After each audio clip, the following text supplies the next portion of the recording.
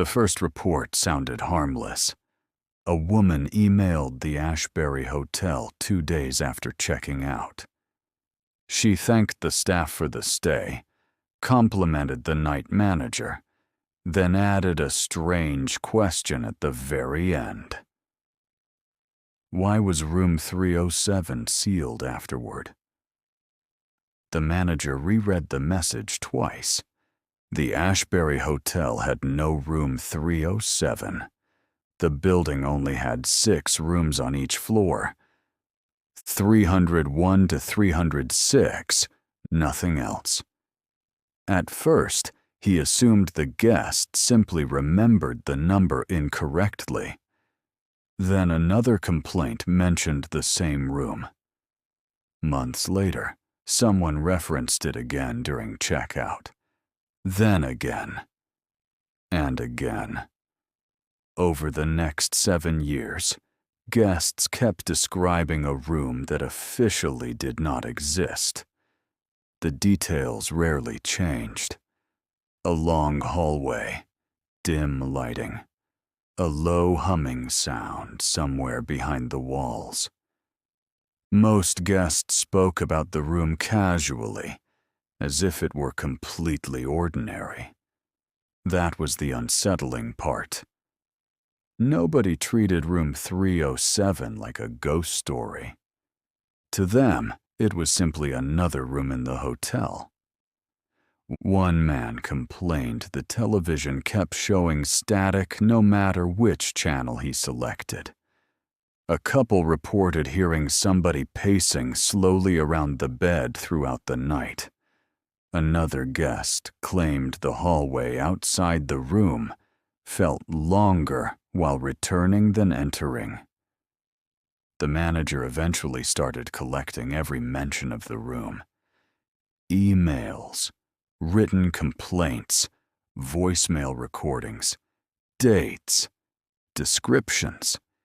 He stored everything inside a small notebook beneath the front desk. By 2011, the notebook contained 23 separate references to room 307. Most of the guests had never met each other. Several stayed years apart. Yet many described the same details with disturbing precision, especially the hallway. According to every account, it extended farther than the actual floor layout allowed.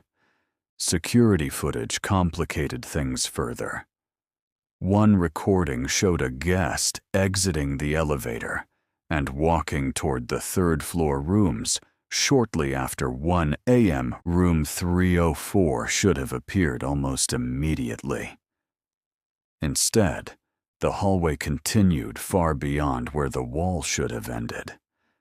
The guest kept walking, then disappeared off camera. Hotel management blamed the footage on lens distortion. That explanation became harder to defend months later when another recording surfaced. A woman appeared leaving the same hallway shortly before sunrise. She looked pale, exhausted. Before stepping into the elevator, she turned back toward the corridor and quietly said, "You left the wrong door open." Nobody else appeared in the footage. She checked out less than an hour later. Staff later claimed she seemed deeply unsettled during the conversation at reception. When asked whether something had happened upstairs, she reportedly answered, "I don't think that room likes being remembered." After that incident, night employees began avoiding the third floor whenever possible. Some admitted hearing footsteps after midnight. Others described faint knocking somewhere near the end of the corridor. Whenever someone went upstairs to investigate, the hallway looked completely normal. 6 rooms. Nothing unusual. Then came the phone call. December 19th, 2013. Just after 3 a.m., hotel reception received a call from a guest, whispering so quietly, the receptionist initially struggled to understand him. "There's somebody outside my room." Reception asked for the room number. The caller answered immediately. 307. According to later interviews, several employees already knew the number by then. Hearing it spoken aloud made the receptionist visibly uncomfortable. She told the caller to remain inside while security checked the floor. For several seconds, the man said nothing. Then footsteps became audible through the phone. Slow movement across carpet. Back and forth. Back and forth. The caller lowered his voice. He stopped walking. Silence followed. Then came the final sentence. "Why is he breathing inside the room now?" The line disconnected immediately afterward. Security searched the entire third floor. Nothing seemed out of place. No extra hallway. No additional room. Electronic lock records showed no doors opening anywhere on the floor for hours. The caller was never identified. A week later, the phone recording disappeared from hotel archives. Nobody admitted deleting it. Rumors surrounding the third floor spread online over the next few years. Urban explorers began breaking into the abandoned building after the hotel shut down in 2017. Most found nothing. But one image circulated repeatedly across horror forums.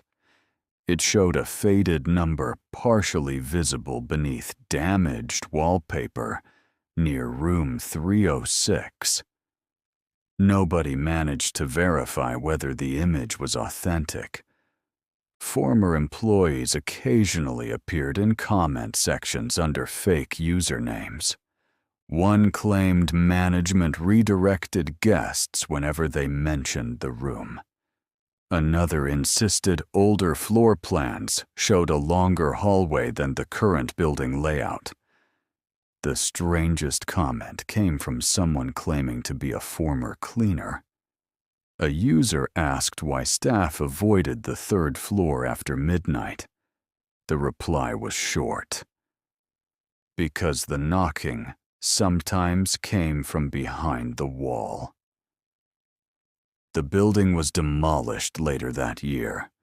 Several workers reportedly refused to continue after reaching the far end of the third floor corridor. No official explanation was ever released.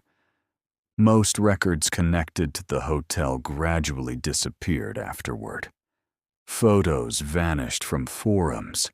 Discussion threads were deleted. Archived pages stopped loading entirely. Today, very little about the Ashbury Hotel still exists online. But one detail survived.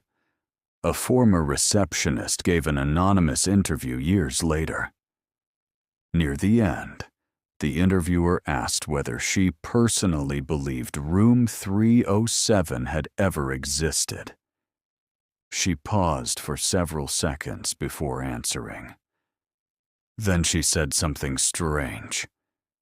She claimed the worst part was never the hallway, never the room, never the footsteps. It was the voice on the phone during that final call. Because shortly before the line disconnected, she realized the breathing inside the room did not belong to the caller. And according to her final statement, the caller sounded relieved when he noticed that.